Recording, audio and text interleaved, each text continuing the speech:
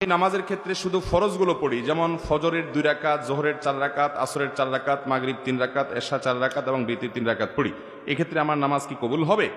দেখুন, শুধু ফরজ পড়েন এই ভাই, সুন্নত পড়েন না, নামাজ হবে কিনা? উত্তর হলো, শুধু ফরজ পড়লে ওয়াক্তের দায়িত্বটা আদায় হবে। জোহরের ফরজটা পড়লেন, জোহরের ওয়াক্তের দায়িত্ব আদায় হলো, কিন্তু এটা পরিপূর্ণভাবে হলো না, ত্রুটি থেকে গেল। আপনি তরকারি খাইতে চাইলেন, তাহলে আপনার তরকারি খাইতে হলে সবজি লাগবে কাঁচা, পানি লাগবে, তেল লাগবে, পেঁয়াজ লাগবে, মরিচ লাগবে, লবণ লাগবে, ইত্যাদি ইত্যাদি লাগবে। এখন আপনি পানির মধ্যে কাঁচা সবজি সিদ্ধ করে রান্না করে নিয়ে আসলেন, লবণ, তেল, হলুদ কিছুই দিলেন না, তাহলে এটাকেও সবজি বলা যায়, কিন্তু এই সবজি কেউ খাবে না, আপনিও খাবেন না, ঠিক না? ঠিক। 5 ওয়াক্ত ফরজ নামাজ এটা পূর্ণতা পাওয়ার জন্য এর আগে পরে যে সুন্নাত নামাজগুলো আছে সেগুলো হলো এরকম। এগুলো ছাড়া ওই নামাজটা হয়ে যাবে, ফরজ আদায় হয়ে যাবে, ওয়াক্তের ফরজ আদায় হয়ে যাবে আলহামদুলিল্লাহ, মাগার আপনার নামাজটা পরিপূর্ণ হলো না। মনে রাখবেন, সুন্নাত নামাজগুলো কেন? এই যে 5 ওয়াক্ত নামাজের ফজরের আগে 2 রাকাত সুন্নাত আছে, জোহরের আগে 4 রাকাত, পরে 2 রাকাত আছে, মাগরিবের পরে 2 রাকাত আছে, এশার পরে 2 রাকাত আছে। এই যে সুন্নাত নামাজগুলো আছে, এগুলো কেন জানেন?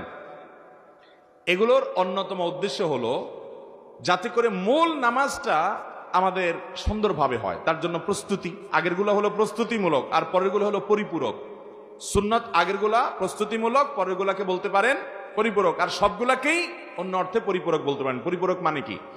ধরুন, আপনি কোন একটা সরকারি অফিসে খুব গুরুত্বপূর্ণ একটা কাজে যাচ্ছেন, এনআইডি কার্ডের ফটোকপি লাগবে, জন্ম নিবন্ধনের ফটোকপি লাগবে, খুব জরুরি একটা কাজ, আপনার বিদেশ যাওয়ার মতো ব্যাপার, ভিসার মতো ব্যাপার। আপনি ফটোকপি নিয়ে যখন যাবেন, ফটোকপি সাধারণত এনআইডি কার্ডের ফটোকপি যদি একটা লাগে, আপনি কয়টা নিয়ে যাবেন?